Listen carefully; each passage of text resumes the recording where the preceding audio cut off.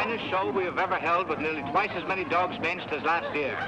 Refreshments are being served at the marquee at the west end of the grounds. Griffons ready in ring number 2.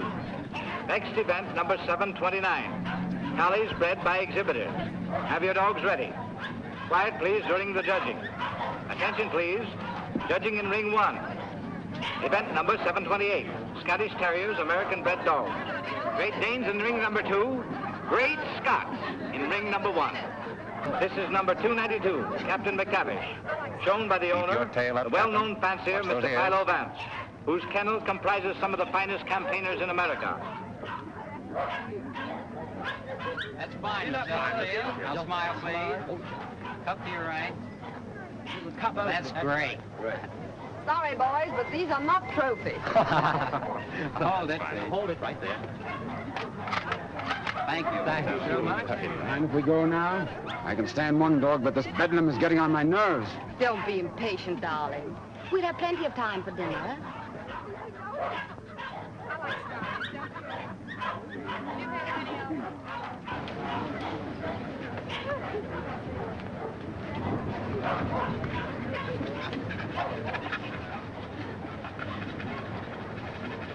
Hold it, 2.5. So. Event number 728. The blue ribbon won by Gillespie of Heatherstone. Dundee Deviler is runner-up, and Midlothian Gentleman receives the special. Better luck next time, Mr. Vance. Don't be downhearted, Captain. You're still champion with me. Maybe we'll have better luck in Italy, huh? Tough luck, Vance. I was hoping to have the pleasure of meeting you tomorrow. Oh, thank you very much, Mr. Coe. Perhaps you'll get stiffer competition from Sir Thomas MacDonald. Perhaps. Want to borrow Misty Morn for a second? But, Miss Ray, you know, Mr. Hart, you don't want Eamon to bully his dog. Come along and protect him if you like.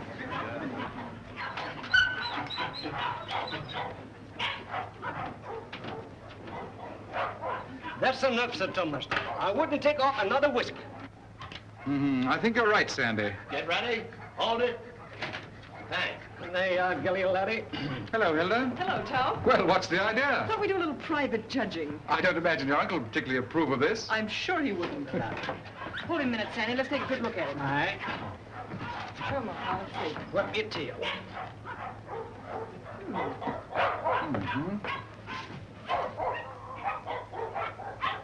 Well, what do you think? I think it's a pretty close thing. But I'm not worried. Eh, Sandy? I think you bet he's safe, sir. Here we are, sir. What the devil do you think you're doing, Hilda? Well, How do you do? How do you do, sir? I just wanted to prove that you're going to lose money to Tom when these two get into the ring tomorrow. And have you proved it to your satisfaction? So much so that I want you to loan me $1,000 to place on Gilly. Hilda. That's cheek for you. Wants to bet against me with $1,000 of my own money. I wasn't asking you for your money. I merely want you to loan me some of mine. As long as I control the purse strings, you're not going to do any betting against me. You'll be grateful that I've saved a few thousands of your fortune someday. But don't raise your hopes too high, Hilda. Bring that dog out here. I shouldn't let him worry you, my dear. You knew how I hate him, Tom. Things he's done to me. I despise him. Darling. Now, let's see. Where did I put that? Ah, here it is. Unsolved murders. You know, I almost forgot it. I wouldn't have been able to sleep a wink tonight, wondering who murdered who and why. How any intelligent man can read that drivel is beyond me, Brisbane. What time does that Chicago train go? 5 o'clock. Well, it's 4:15. Oh, you've got plenty of time. Yes, I know, but I want to get out of here before Archer gets home. Good afternoon, sir. Afternoon. Is my brother at home? Yes, sir. He's upstairs. Tell him I want to see him. Yes, sir. Your taxi's waiting, sir. All right, there's the bag. Did you get those reservations? Yes, sir. And Mr. Archer told me to tell you he wants to see you, sir. Oh, he did, eh? You tell him I don't want to see him. Tell him I said so. In those words, sir? Exactly. Unless you can think of something stronger. Yes, sir. Of course, it's none of my business, Brisbane. But I wouldn't talk that way in front of Gamble. I don't trust him. I just couldn't resist it. I'd like to see the look on Archer's face when he tells him. I wouldn't. How the deuce can you stand it here? Why, there wouldn't be enough money in the world to compensate me for being Archer Coe's secretary. Oh, he's not as bad as all that. Say, you better be getting along. There's such a thing as carrying loyalty too far. Don't forget, I overheard a few of his choice remarks to you when you dared suggest that you were in love with Hilda and wanted to marry her. I'm afraid you're taking Archer a little too seriously, old man. Did you deliver my message? I thought it best to wait till you were safely away, sir. Do you mind dropping me off? I have an engagement with Hilda for dinner. Come ahead, come ahead. All aboard! Albany Express, Stanford, Bridgeport, New London, New Haven, Westerly, Providence, Boston.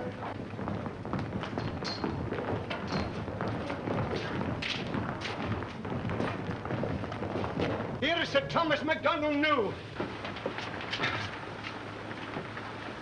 What's the matter, Sandy? Something terrible's happened, sir. Gilly's gone. What? And I cannot find him. They've taken him off the bench, sir. Well, he couldn't have got loose.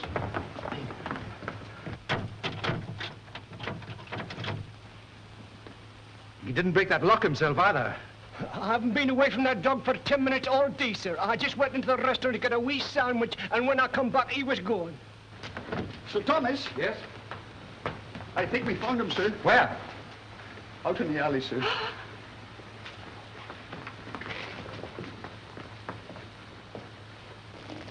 This way, sir. Gilly, he's dead. Oh. I'll kill the man who did this.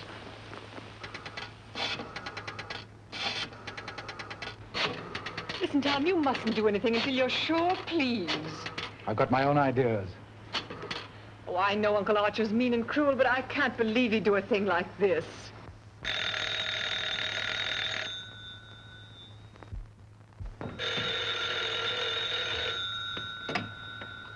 Hello? I'm sorry, but Mr. Archer Coe isn't here. Your dog dead? Well, I'm terribly sorry. I'll try to locate him at once.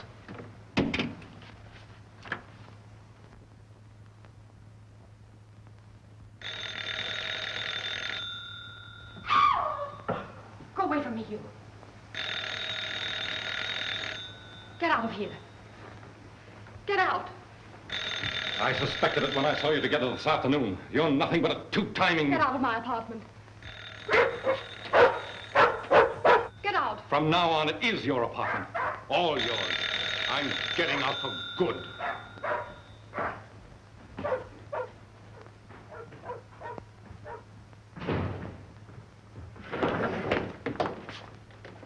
Ah, Mr. Coe. My dear friend, Yes, I see you are. Pardon? Yes. Oh, I am, how do you say it, tanto allegro. I came to see you.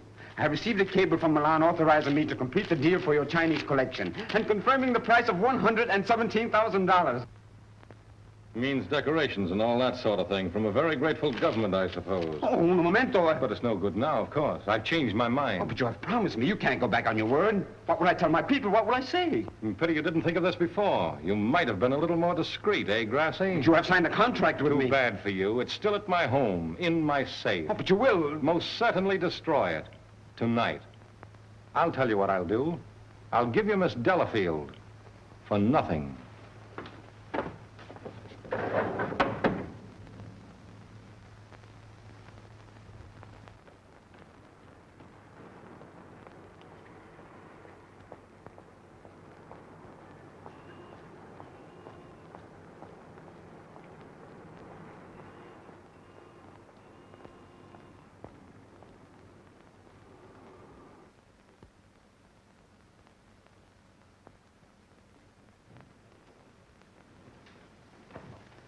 Hey, Liang.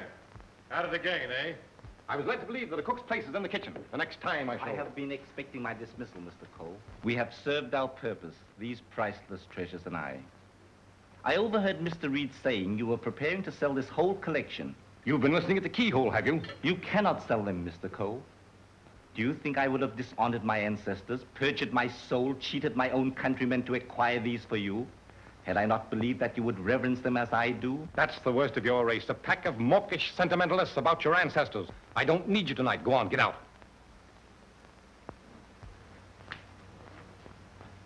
I would suggest you consider most carefully before you sell.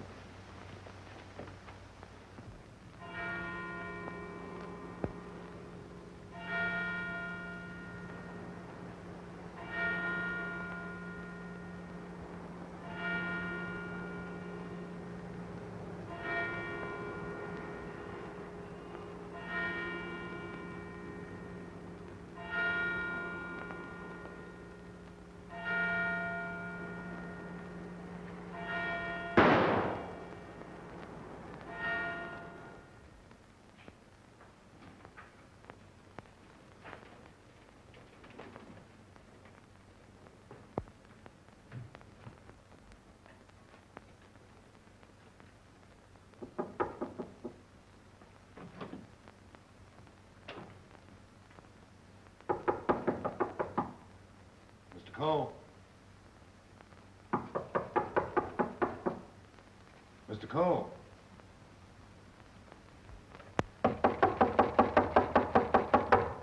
Breakfast, Mr. Coe. Breakfast.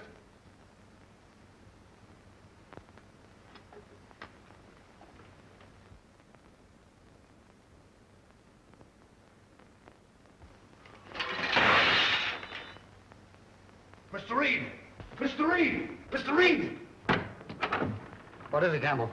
Mr. Coe, Mr. Archer Coe has killed himself. Killed himself? When? How? He's sitting in there like, and the door's bolted. You're positive? Yes, sir. In his bedroom. Phone the police. Yes, sir.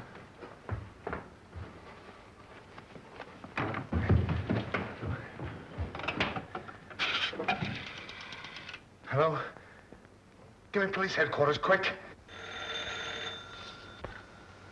Homicide, Sergeant Miller speaking. Now, wait a minute, I don't get you. Take it easy. All right, let me get worse. Suicide. Suicide? Wait a minute, you're not going to run out on this hand. Yep. Who? Archer Coe, 98 East 71st Street. Okay, I got you. Is that it, Sergeant? Yeah. Well, goodbye, Ernest. Sergeant Heath to you, Cub. Kick in with that 6 bits. Oh, relax, will you? This is your case, Sergeant. You better get the boys out. 98 71st Street? That's right. All right, come on, Snip. Tell Dr. Doremus to hurry right out to 98 East 71st Street. Did you say east, Sergeant? East, yes. I got it. Daily Mail? Give me a city desk. Calling car 18, car 18. Oh, times? Charlie Adler. 98 East 71st Street. Last night, Archer Coe committed suicide. Proceed immediately and call your station for instruction.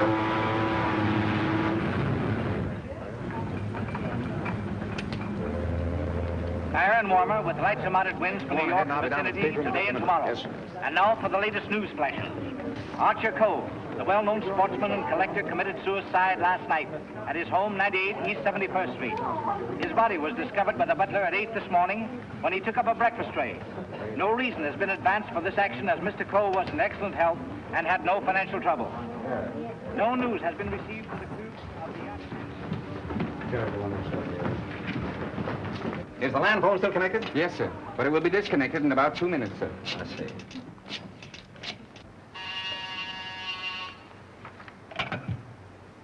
Hello? Hello, Markham. Hello, Vance. I thought you were on your way to Italy. I am. Well, I say, Markham, I just heard about Archer Coe. Yes. Too bad he had to bump himself off like that. That's why I called you. Are you sure that he did bump himself off? Well, his butler tells us he's sitting in a locked room with a revolver in his hand and a bullet in his head. I don't know what else you'd call him. I don't want to butt into your affairs, but aren't you a bit hasty in jumping to that conclusion? Hasty? Why? Well, if you knew Archer Coe, you would know that suicide is almost a psychological impossibility for him. Psychological bosh. 2 and 2 make 4, don't they? But how do you know you have 2 and 2? Just let me point out to you. Oh, point out the Statue of Liberty. Say, Vance. Hello? Hello? The land phone has been disconnected, sir. Oh.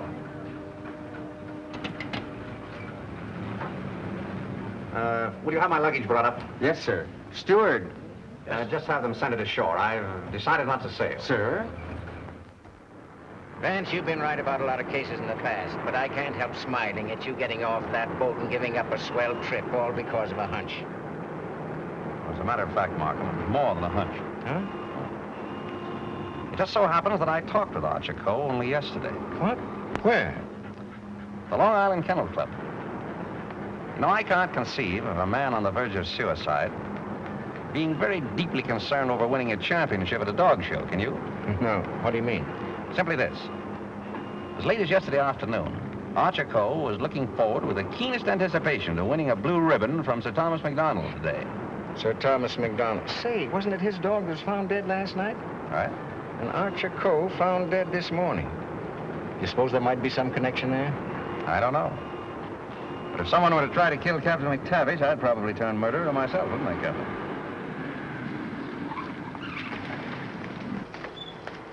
Hello, Mr. Markham. I got your message to hold everything up. What's the idea? Hello, Mr. Vance. Good morning, Sergeant. Well, it's been a long time. Several years.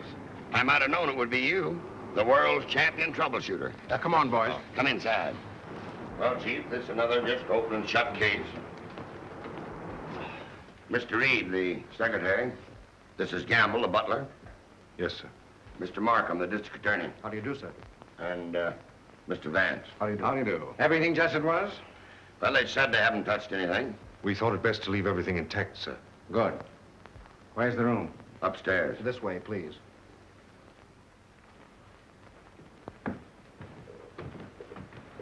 You've been in Mr. Coe's service long? About 3 months, sir. And before that? Why, unfortunately, I was unemployed, sir. This is it, sir. Yep, he's there, all right. Just like I told the police on the phone. I tried the door, found it locked, looked through the keyhole, and there he was, dead. I think this is a job for you, Sergeant. Certainly, Mr. Vance.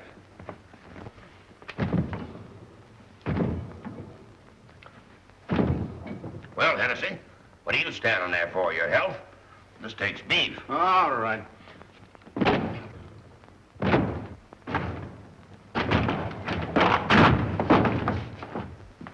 Congratulations, Sergeant. What is this, a bedroom or a museum? More junk here than in a Chinese josh house.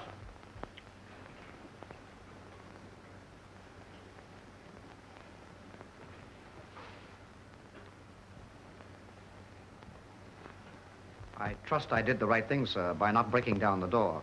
I realized I could be of no help to him. Oh, he's been quite dead for hours. Bumped himself off, that's plain enough. Certainly looks that way, Vance. I'm afraid your trip was spoiled for nothing. I think not, Markham. This may prove far more interesting than a trip to Europe.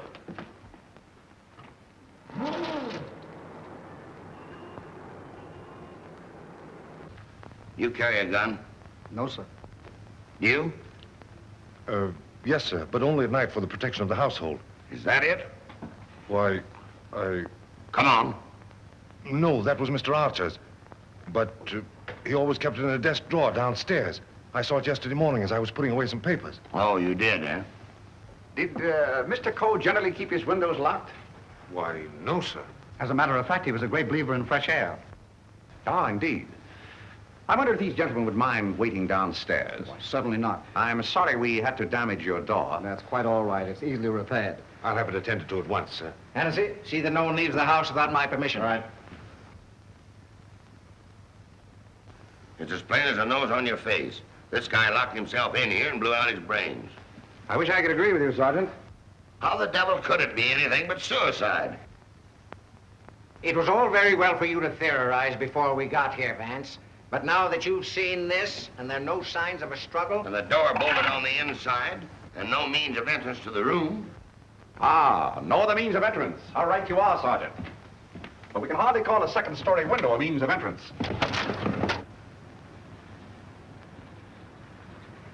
And nothing here that even a human fly could crawl on.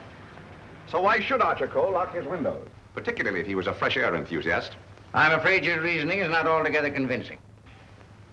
Well, perhaps so, but Doesn't it strike you as rather odd that a man should suddenly decide to commit suicide while changing from his street clothes to pajamas? Well, why not? A man debating suicide might get partially undressed and walk up and down for hours trying to make up his mind.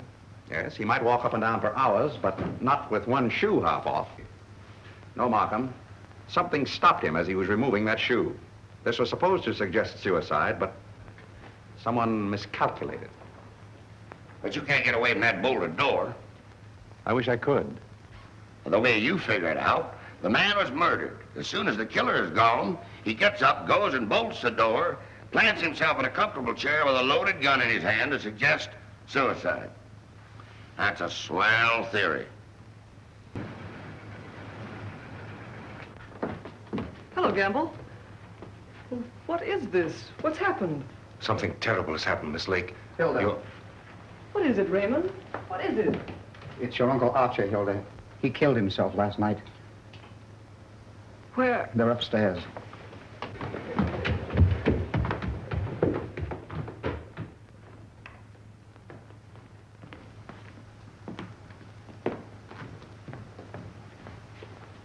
Hey, don't touch that body, miss.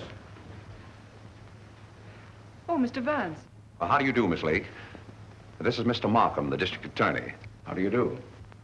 Miss Lake, he's Coe's niece. I'm sorry, Miss Lake, but you mustn't touch anything until the medical examiner arrives. It's against regulation. Is it also against regulations to tell me what's happened? We arrived only a few moments ago. We found your uncle as you see him. It has every appearance of suicide. I doubt it. Do you know of anyone who would have reason to kill your uncle? Yes, I had for one. Why, Miss Lake? Because he stood in the way of everything I wanted. He made my life miserable because he held the purse strings. And because he was jealous of every man who came near me. I was afraid of him. Oh, the horrible nights I've spent in this house. Are we to accept your comments as a confession of murder, Miss Lake? Look here, Markham, that's ridiculous. Please, Raymond. I think I can handle this situation myself. When we found your uncle, Miss Lake, the door was bolted from the inside. Bolted inside? Oh. Maybe he did shoot himself. Can't you make up your mind? Do you know of anyone else who felt as you do about your uncle? Practically everyone he came in contact with. He was ruthless. He wanted his own way in everything. I imagine there are plenty of Chinese who will be glad to know that his collecting days are over. Ask our cook. I shall. Can you think of anyone else? Well, Uncle Brisbane shared my feelings toward him, I'm sure. Where is this Brisbane guy? Maybe he decided to do something about it. That's impossible. He's on his way to Chicago. He left on the 5 o'clock train yesterday afternoon. He'd be just about getting there by now. Well, you'd probably like to wire him, wouldn't you? Why, yes, of course. Is that all? For the present, yes.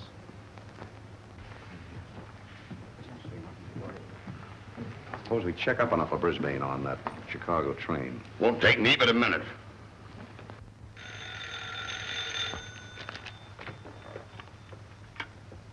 Hello? Come on, Simpkin. Get your feet off the boss's desk and jump down to Grand Central.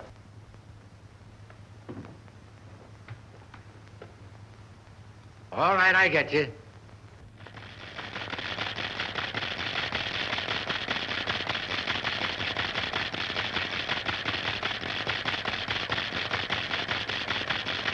Yes, Mr. Heath.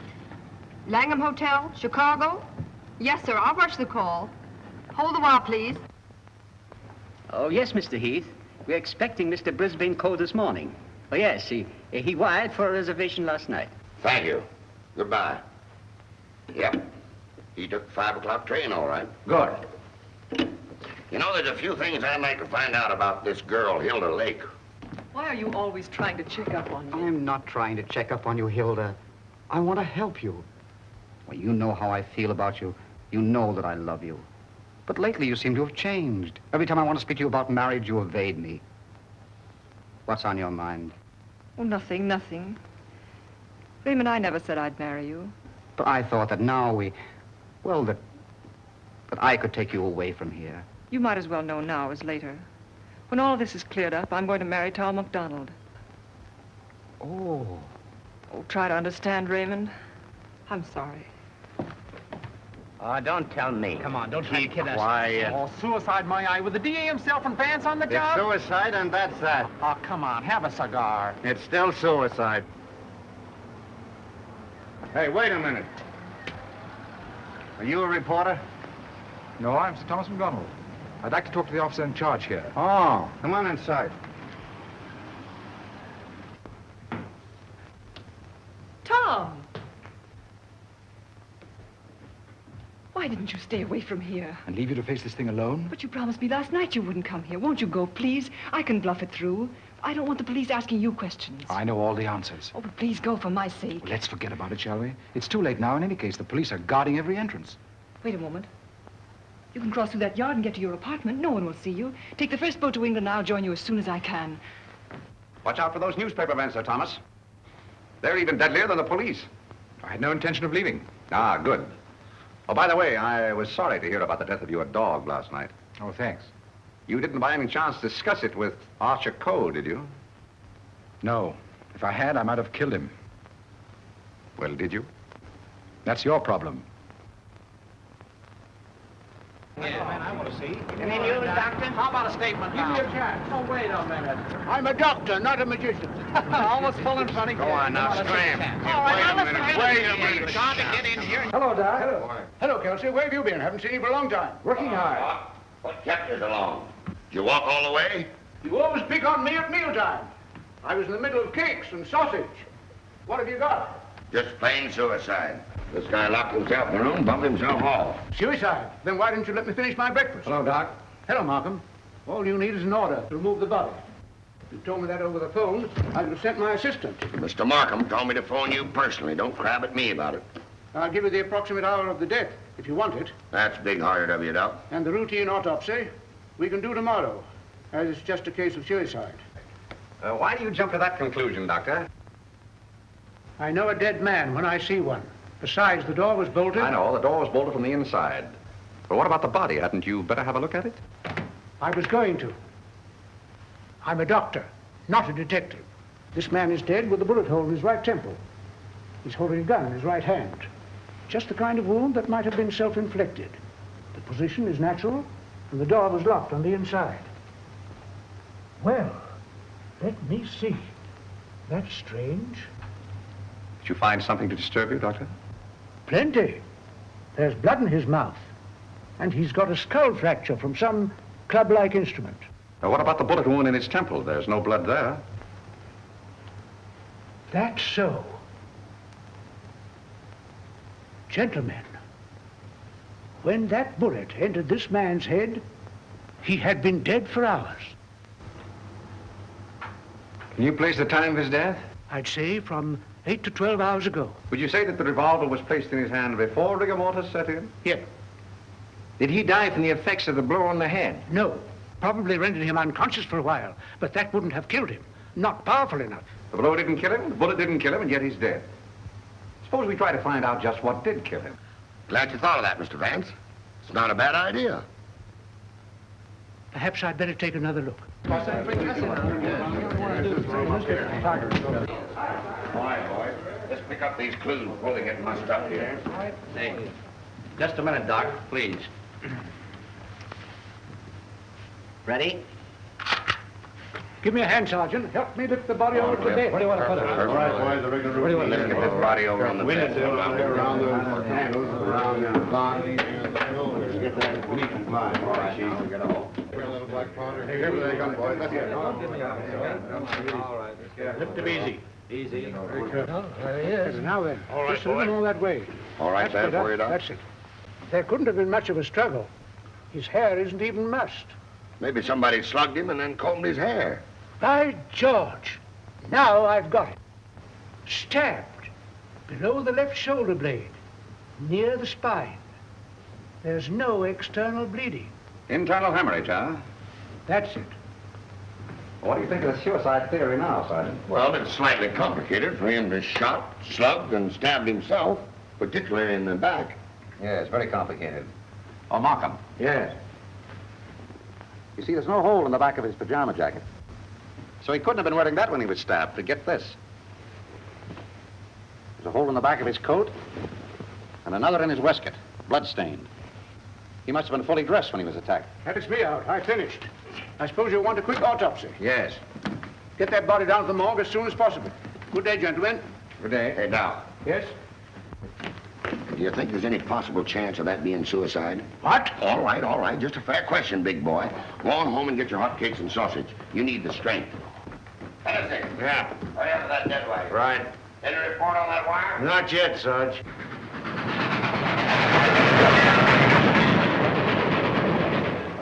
Send a wire to this guy Markham, 98 East 71st Street, New York City, and tell him, Brisbane Coe not aboard this train. Wallace, conductor, train number 7. Sit down.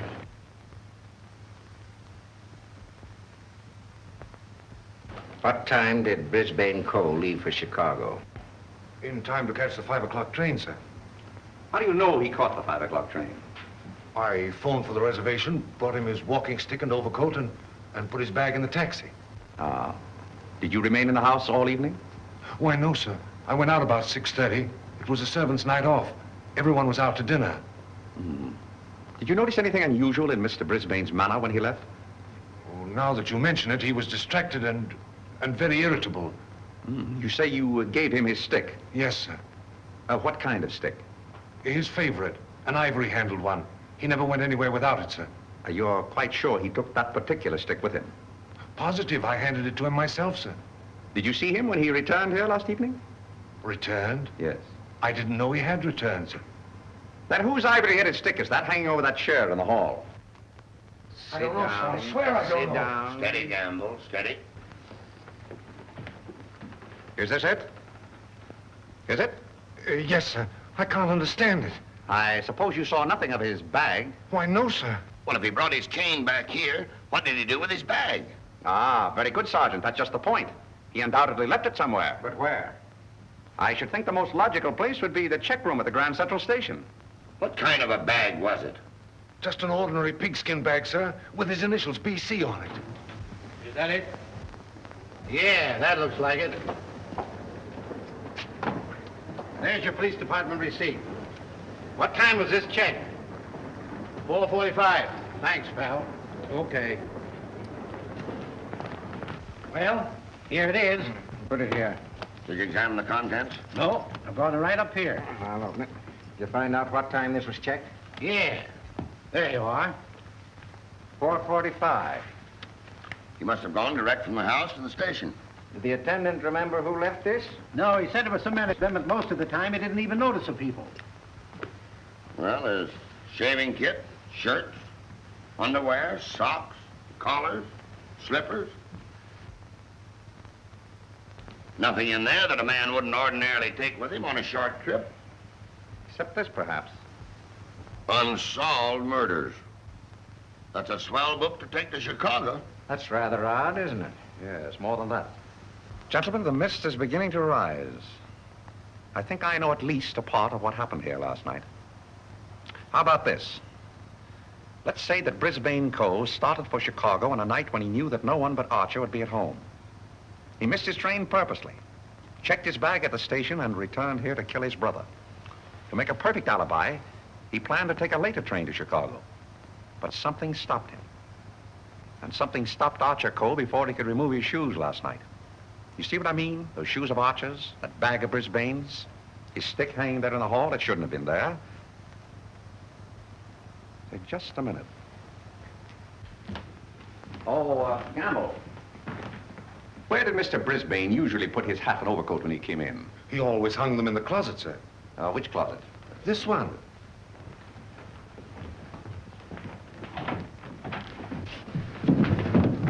Oh!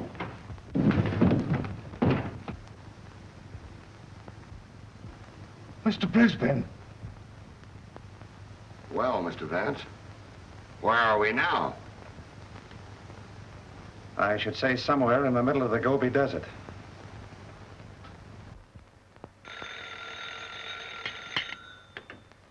Hello. What? Again? I'm right in the middle of my lunch. First you interfere with my breakfast, then you ruin my lunch. Don't you boys ever eat? No, I'm on a diet. Oh, all right. Hello. All right, I'll attend to that later. Get me the wagon and the fingerprint gang.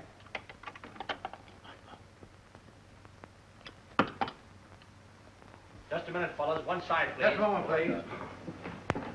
Ready? That's all. All right, go ahead.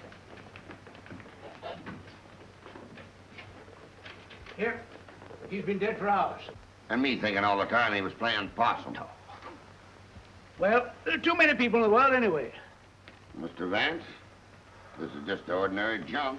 I'm afraid so. And I'd rather hope for something important. Which one of the two victims died first, Doctor? Archer Coe, I think. This one a little later. And the weapon? The same, sharp and narrow. Second, tag and list these. I think I better fingerprint everything inside and outside here. Right, Captain. Hennessy. Yes. Look for a sharp, narrow weapon. Right. Found something? Why, it looks like fishing tackle. It's tackle, all right, but not fishing. Markham, we're dealing with a shrewd brain. The technique of this crime was very cleverly worked out. But something went wrong. Sergeant, here's your order for the removal of the body. Thanks, Doc. So long. I want food. Well, nobody's stopping you. And if you've got any more corpses, bring them out now, will you? I can't be running up and down here all day. What do you mean running up and down all day with that swell car the city gave you? Oh. Nothing upsets the doctor.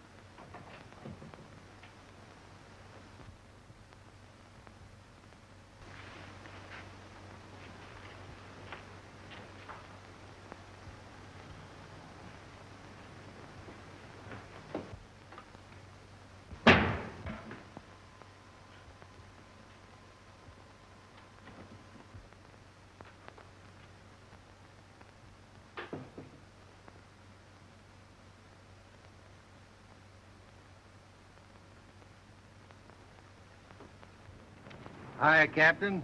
Going in to take charge? Well, if you hurry up and solve this case, maybe I can go home. Come on. I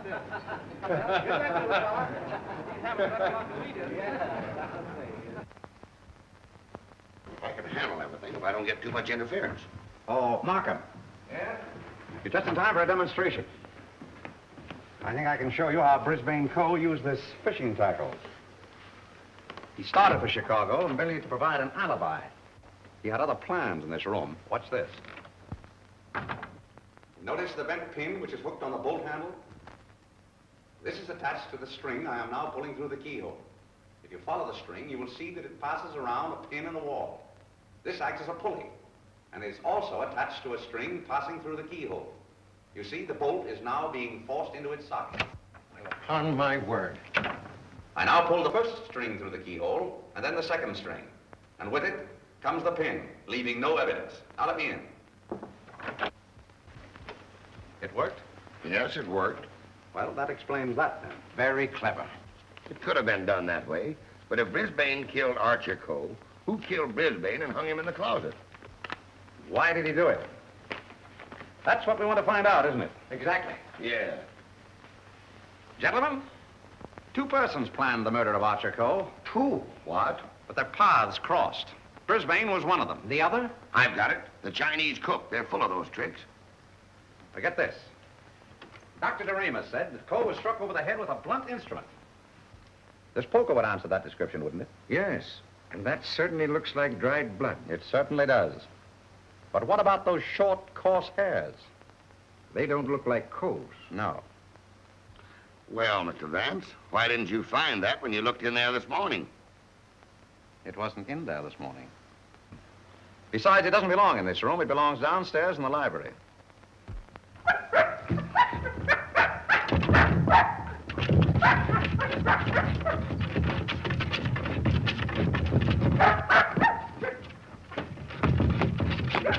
That you, Captain?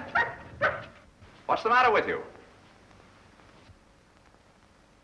What is it, Captain? What is it, Captain? Are you all down here?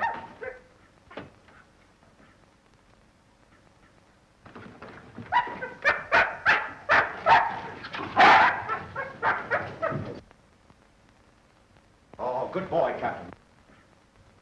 This dog's been struck a nasty blow. That explains the coarse hairs on the poker. Whose dog is this? I don't know.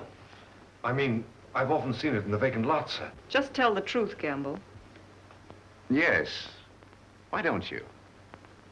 It belongs to the lady next door, sir. Hmm. Hennessy, get that fellow to a vet as fast as you can, will you? Yes, sir.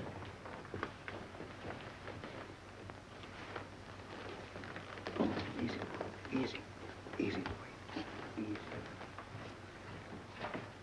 Now, Gamble, let's have the name of the lady next door. Doris Delafield. Yes, I'm Miss Delafield. Won't you sit down, gentlemen? Thank you. I'm sorry I didn't win you a trophy at the dog show. You're quite a fancier, aren't you? Yes, somewhat.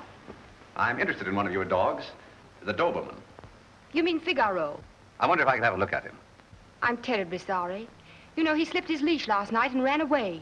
I've notified the police. My maid's been scouring the neighborhood trying to find him. Well, did she inquire at Mr. Coe's house next door? Well, I don't know. You and Mr. Coe have been good friends, haven't you? I know him. Why?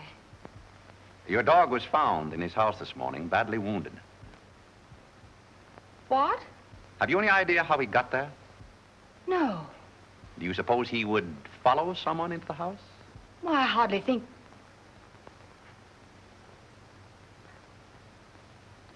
Say, what are you driving at? Mr. Archer Coe and his brother were murdered last night. Murdered?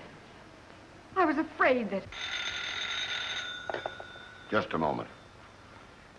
Hello. Is that Miss Doris Delafield's apartment? Would you please tell Miss Delafield that we couldn't get the reservations for her and Mr. Grassi on A deck, and ask her if B deck would be satisfactory? Miss Delafield will not be sailing. You can cancel a reservation for them both. Both? Do you mind telling me whom the other reservation was for? I refuse to answer that question. Would it be Mr. Grassi? But I am Mr. Grassi. And if I didn't cancel those reservations, who did? What? Miss Delafield. Oh, no, she didn't. No, really, there's been a mistake. As soon as I can find out about this, I'll call you back.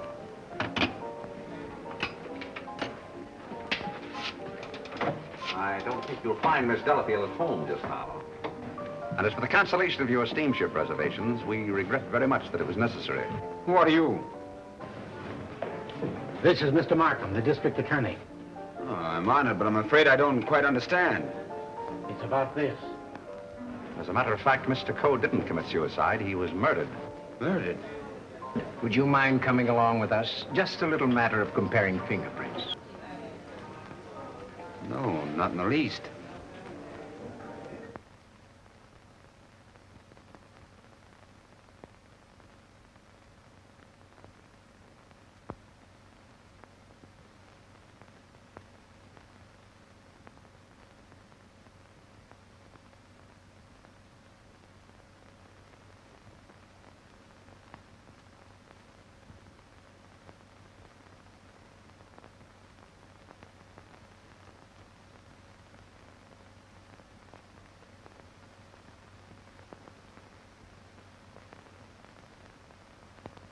I think that's all. Found anything yet? The one taken from the doorknob is too blurred for identification, but this one is very clear. It appears to be that of Liang, the Chinese cook.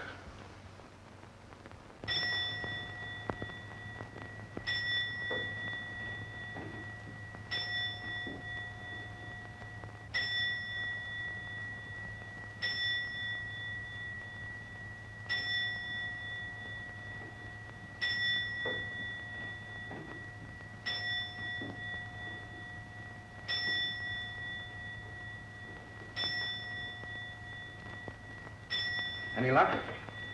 No, not yet. Well, it must be here somewhere. I'm positive that the dagger that killed the Coes belongs in that sheath. Tired, Markham? No, no.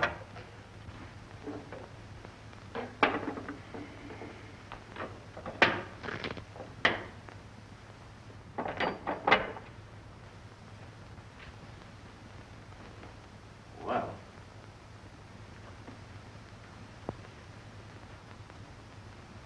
That's strange. What is it? The King Yar vase is missing. It's the most valuable in the whole collection. That's all that's left of it.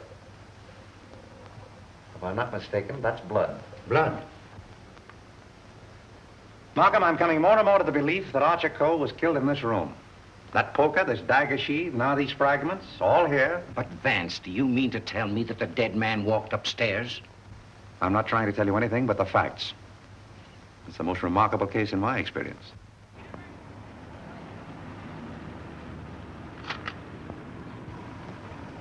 Find anything, Cap? Yes, sir. Plenty.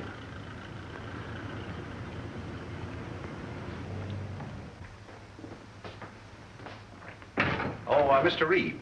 Oh, yes, Mr. Vance. Would you step in for a moment, please? Oh, certainly. Smoke? No, thanks. Did you notice that the Ting Yao was missing? Missing? Why, it was here yesterday evening. At what time? At about 6:30 or 7 o'clock. I came back to talk to Mr. Coe. About what? Well, as a matter of fact, I wanted to quit my job as his secretary. Oh, you'd been having some difficulties with him? It was rather a personal matter. I wanted his permission to marry Miss Lake. What did he say to that?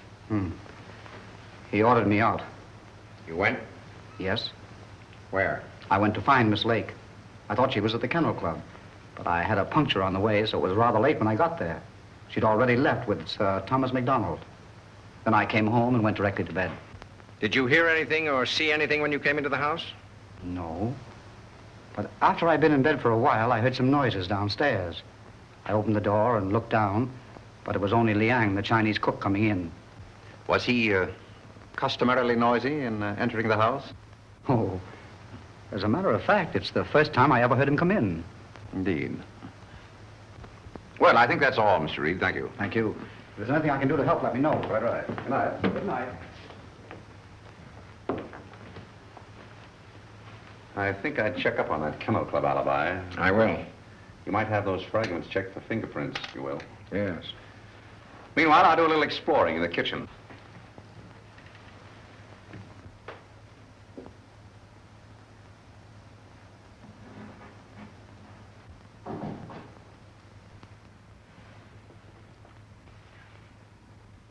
Why, Mr. Vance, I thought... Get Markham.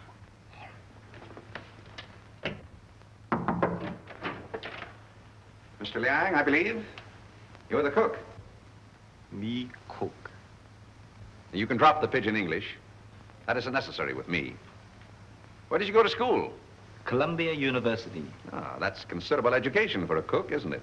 Mr. Coe employed me because I know a great deal about Chinese porcelain. Ah, I see. Ah, that's a very lovely piece of Ting Yao, isn't it? How did it get broken? I don't know, sir. I found the pieces in the wastebasket in the library. You want me, Vance? Oh, yes. See that, Markham? More blood spots on the inside. Apparently, the murderer dropped the dagger in here to hide it, but he dropped it too hard, and the vase broke. When did you find these pieces? This morning. This morning? You're sure it wasn't last night, about 8 o'clock, let us say? No, sir. I did not get in until after midnight. I'm sure Mr. Wrede or Mr. Gamble will tell you that. What time did you find the poker? The poker? Yes, the poker. The one you hid in the Chinese chest in Mr. Archer's room this afternoon. But I don't know what you mean. Oh, yes, you do. I was behind the door in that room when you hid it. Let me handle this, Mr. Vance. Are you going to talk? Or do I have to make you? Wait. I'll tell you the truth. Well, spit it out. When I returned to my room here about 8 o'clock last night... Ah, I thought so. I heard angry, muffled voices in the library. Then a dull sound as of someone falling. I stood at my door here and listened. Then I heard footsteps cross the kitchen and go out the back door. And then? I walked up the corridor, and everything was very quiet. I opened the library door and looked in. The furniture was overturned. The poker was there, the desk was disarranged, and the valuable Tengu vase was broken. I thought must be something wrong, so I went upstairs and looked into Mr. Coe's bedroom. He was dead. Fearing that I might be suspected, I went back to the library and picked up the broken pieces of the vase, and together with the poker, I took them to my room. And knowing that you were alone in the house, you were afraid you might be suspected. So you hid the weapons and left. Yes, sir.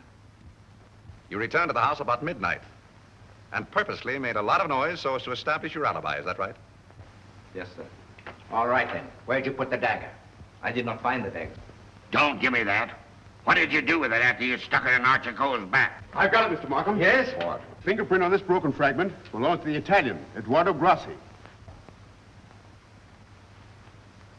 Well, Mr. Vance, looks like somebody else miscalculated. Yep, it fits. Oh, that doesn't prove anything. What about this?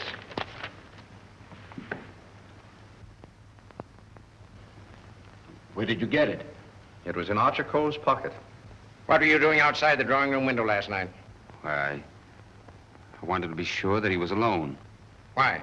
For weeks we had been negotiating for the sale of his collection to the museum at Milan. It meant everything to me. He kept raising the price, but on Monday we came to an understanding. And I cabled the museum that I had succeeded. And last night he turned me down because he saw me with Miss Delafield. Let me explain.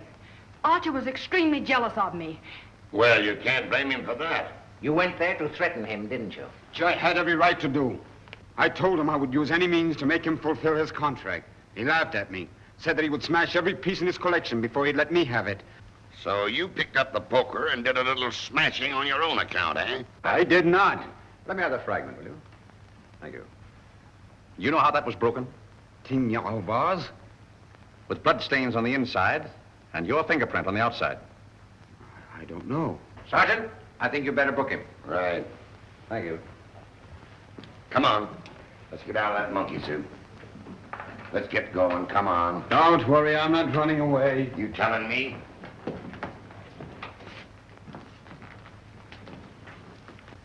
I suspected the Italian all along. Exactly. But why should Grassi also stab Brisbane? And what about the Doberman? You see, Markham, we have nearly all the pieces of the puzzle, but none of them seems to fit. Here we are. This isn't it. This is the basement. I know. Come on. I just want to see where this goes.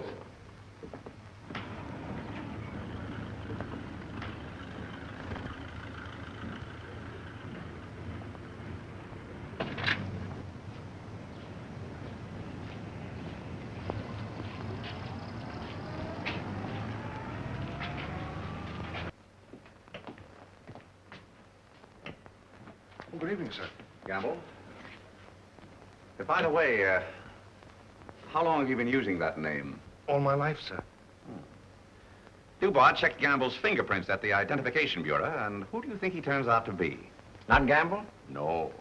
Atlantic Eddie. He used to work the boats on both sides of the ocean. Honestly, Mr. Vance, I haven't turned a trick in 5 years. Oh, that's all right, Eddie. I just wanted to let you know that we're old pals. Sir, someone slipped in the back door and went into one of the front rooms.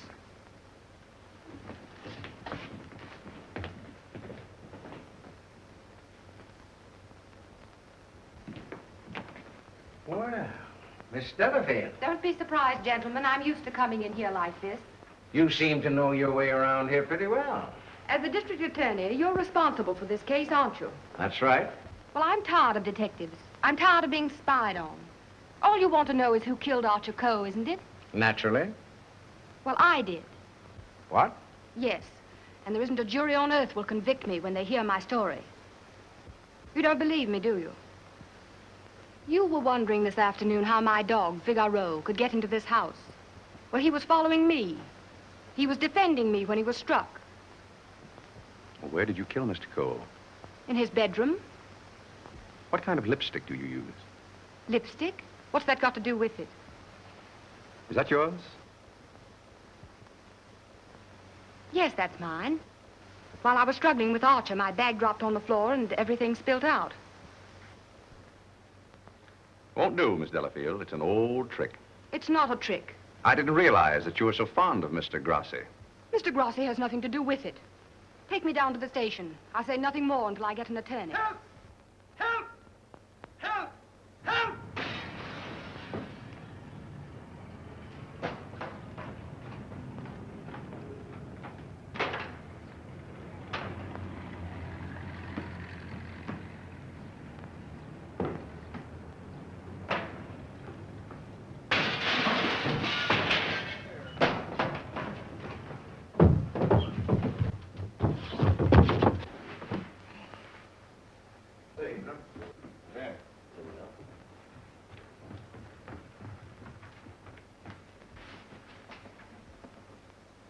This guy's been stabbed, hasn't he?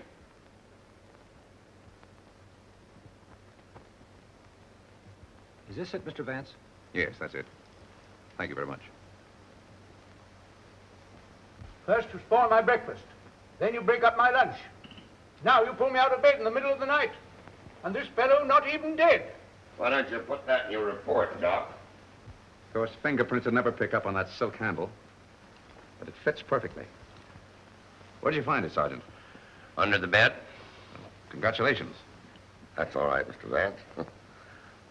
3 crimes with the same weapon, Markham. Tom, what is it? What's happened? I don't know, dear. Somebody stabbed me. Is it serious, Doctor? Oh, no. I gave him 3 grains of sodium amytal to quiet his nerves. He'll be all right. I'd like to rent a room here till they finish this case. Poor darling. I wish I hadn't got you mixed up in all this. You shouldn't have come here. Let me see this through alone.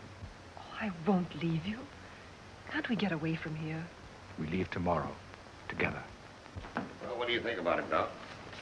Well, the thrust punctured the median basilic vein and caused a hemorrhage. Could the wound have been self-inflicted, Doctor? I'm the city butcher, not the detective. Don't bother me with any murders after 3 tomorrow. I'm going to the World Series. Hey, Doc, phone me the score between innings, will you? Get these people out of this. What are they waiting for? Just want to ask you a few questions, Sir Thomas. You say that when you were stabbed, you saw nothing, huh? That's right. It was dark. I heard a noise and jumped out of bed. Somebody threw a chair and just missed my head and struck the window. I shouted for help and ran towards the door. Then I felt a sharp pain in my arm as I lost consciousness. Knife by a ghost. That's a hot one. I think he done it himself. How dare you, sir? That's not fair. Do you know anything about that? Where'd you find it? Under your bed. I never saw it before. Yeah. Like I never saw a pair of handcuffs. You've no right to question him now in this condition. Rather funny.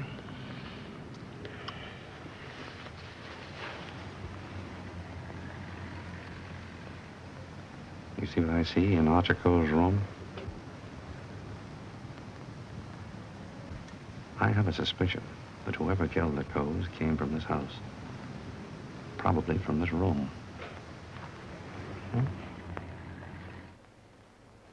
Gentlemen, I think I can fit the pieces of this jigsaw puzzle together. Now, here is East 71st Street. This is the Coe house, the yard, and the apartment house next door. Now, let's have a look inside. This is MacDonald's apartment. Directly opposite is the window of Archer Coe's bedroom. Underneath MacDonald's apartment is the cozy little nest of Miss Delafield and her temporary guest, Mr. Grassi. This is the elevator, and here are the stairs that lead directly to the back entrance. From there, it's easy to reach the back entrance to the Coe house across the yard. Now, that's the front hall, and here's the library. On Wednesday evening, between 7:30 and 8 o'clock, Archer Coe was sitting alone in that room. Now remember, it was the servant's night off. The killer must have known this when he came in the back door. He was so intent upon what he was planning to do that he must have left the back door open. Because from somewhere in that vacant lot came a dog, a Doberman Pinscher, belonging to Doris Delafield. He saw the back door standing open and went in. Meanwhile, the killer was moving along the hall toward the library, making absolutely sure that Archer Coe was alone. He knew exactly where he was going and exactly what he was going to do. He came so silently that it must have startled Archer Coe when he looked up and saw him carefully closing the door. It is my conjecture, gentlemen, that a terrific argument took place. Archer Coe must have struck him, and as he fell back, he picked up the poker as the first weapon that came in his hand. He struck Archer Coe on the head. Coe collapsed across the desk, his hands groping in the drawer of the desk for his gun. Then, in a blind rage of the moment, the killer saw a Chinese dagger. He seized it and stabbed Archer Coe in the back. Coe probably fell to the floor. Meantime, our Doberman Pinscher was coming closer and closer, probably attracted by the sound of the struggle in the library. As the killer opened the door to escape, he saw the Doberman Pinscher in the hall coming toward him. He again picked up the poker as the dog entered the room. True to the instinct of his breed, the dog sensed an enemy. He leaped. The killer struck, and the dog fell, badly wounded. Now he tried to hide the dagger in the Tignar vase. He dropped it too hard, and the porcelain broke into bits. He picked up the dagger again and went out the same way he came in. Meanwhile, Coe slowly regained consciousness and pulled himself to his feet. You remember, gentlemen, that Dr. Doremus said Coe died of an internal hemorrhage. And that is the key to the whole situation. Archer Coe, already a dying man, walked upstairs. And what is even more terrible, he did not know that he had been stabbed. He went to his room and, feeling a little faint probably, he removed his coat and vest and hung them in the closet where we found them. He put on his pajama top and went to the window and raised the shade. Can you imagine the killer's emotions when, from someplace in the apartment house across the vacant lot, he looked over and saw the man he thought he had killed standing there at the window? He knew then that he had to go back and complete his job to save himself. Feeling very faint by now, Archer Coe went from the window to the chair beside his desk, where he sat down. There, he started to remove his shoes. You remember just how we found him. In the very act of removing them, before he could get one of them entirely off, he died. I don't think he ever knew what killed him. Now we come to the most awful part of the tragedy. Brisbane Coe came back to the house with a cleverly worked out plan for killing his brother. He also knew that it was the servants' night out and that he would not be disturbed. He went down the hall to the library, and from the drawer of the desk, he took Archer Coe's own revolver and put it into his pocket. Then, turning out the light on the desk, he went out of the room. He hung his stick over the chair in the hall and tiptoed up the stairs and into Archer Coe's room. He saw his brother sitting in his easy chair, apparently asleep. I can see him tiptoe across the room. And from somewhere just across the desk, he took out the revolver and with careful aim, he pulled the trigger. Meantime, the killer, believing that he had only wounded Archer Coe, came back by the same route to finish his job. Then Brisbane closed the window, lowered the shade, and returning to the body, he carefully placed the gun in Archer's hand, as though it had been suicide. Then he went to the door, and with the two pieces of string, the pins and the darning needle, he was able to bolt the door on the inside, just as I showed you. A very clever device, gentlemen, which he had discovered in the book of Unsolved Murders, which we found in his suitcase. Then, gentlemen, Brisbane went on down the stairs, little knowing what awaited him there. The killer mistook Brisbane for Archer Coe and drove the dagger into Brisbane's back. Then, to hide the body, he dragged it into the closet. I doubt if he even discovered his mistake until the next day. That's great. But who did all that? Well, you can search me. I'm going screwy. You can include me in that, Sergeant. Haven't you got any ideas at all, Vance? Markham, it's a maze of conflicting clues. Any one of 7 people might have done it. But we couldn't convict 7 people, Mr. Vance. You couldn't convict 1 with the evidence you've got. Gentlemen, I'm afraid we're completely stopped. Licked. I hate to admit it, but it looks that way. Vance, in all the years we've worked together, I never heard you say that before. I know. I'm sorry, Markham. Well, what are we going to do about it? I don't know. Are you sure you checked up on all the alibis? Every one of them. And you've gone over the fingerprint situation with your boy? Yes, sir. Well, we've slipped up somewhere, Sergeant. But there must be something that we can get our teeth into. Markham, I suggest that you dismiss this case. What? Dismiss it? Yes, turn all the suspects loose. I can just see all the newspapers in this town screaming for a new district attorney. Well, we can probably cover you up all right, Mr. Markham. I've said it was suicide all along. Yes, I know. We could put that solution on it, but I hate to do it. All right, Sergeant. Go ahead. Turn him loose. Turn him loose? Yes. Well, Mr. Vance, this is once we're both stuck. When you give up, Vance, I'm sunk. Oh, I haven't given up. I have another idea. What? If it works, I'll have your killer for you in half an hour. I'm going to arrange a little meeting with him now. What? But you let me dismiss all the suspects. Yeah, that's just what I wanted you to do.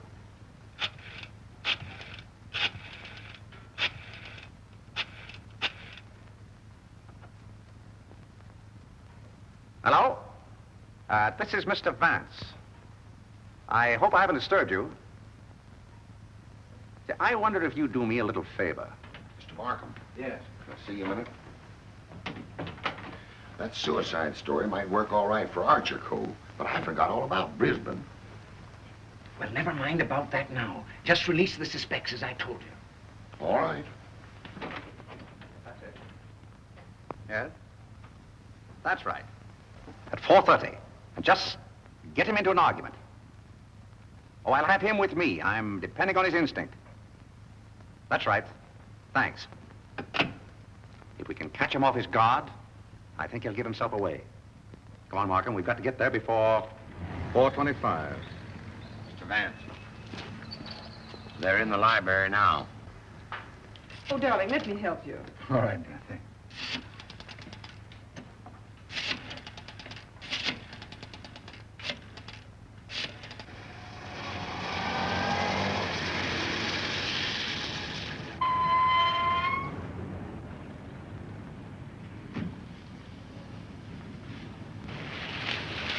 Well, it's the first time we've used bloodhounds in police work since I wore high-button shoes.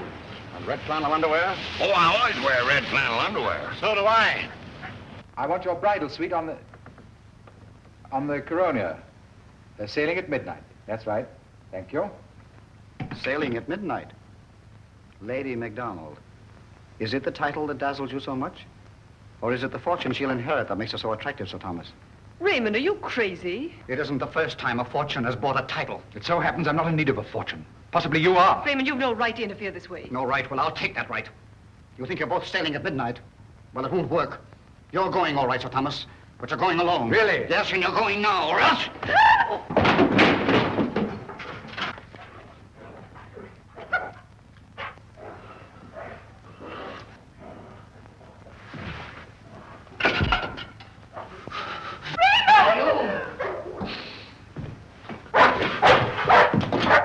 Ah, the poker again, huh?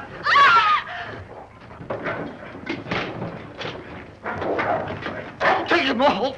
Take him off! No!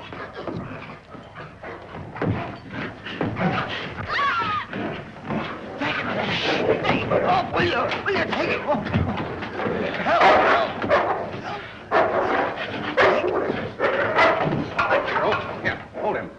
did you kill Archer Coe? Why did you kill him? I didn't mean to kill him. But you did, eh? I tell you, I didn't mean to kill him. He struck me when I told him I wanted to marry Hilda. And I lost my head. I hit him with a poker. I don't remember anything after that. What about Brisbane? It was a terrible mistake. And MacDonald? I still would kill him if I could. There's your man, Sergeant. You made a fatal mistake, Reed, when you reached for that poker. Somebody swiped my bracelets. You dropped them in the pantry. Oh. All right, Hennessy. Leave down booking. I want to thank you very much for your cooperation. Not at all. It was Sir Thomas I telephoned from your office, Markham. He very cleverly helped us stage this little scene. We have to thank the dog for the rest. Well, we did it again, Mr. Vance. Congratulations, Sergeant. Thank you. I'll certainly mention you in my story to the papers. Thank you. Oh, that's all right, Mr. Vance.